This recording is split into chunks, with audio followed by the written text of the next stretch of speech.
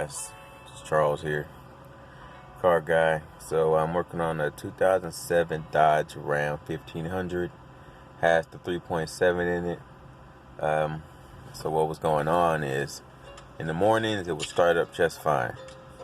Once it got up to operating temperature, usually 20-30 minutes of driving, if I were to cut it off, it would crank and hesitate trying to start it once I've cut it off.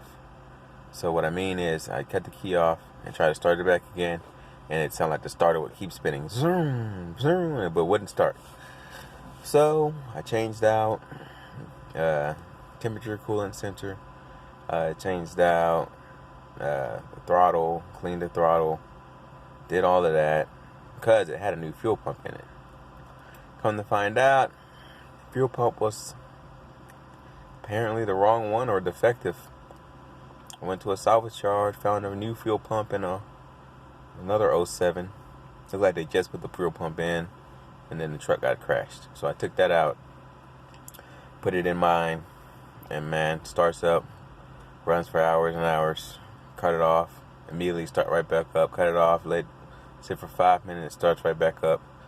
So, it was just a shot in the dark for me. I wasn't expecting it, but it ended up being the pump.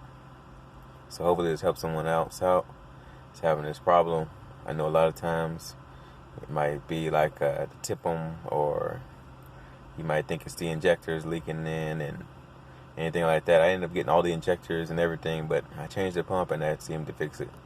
So hopefully that helps.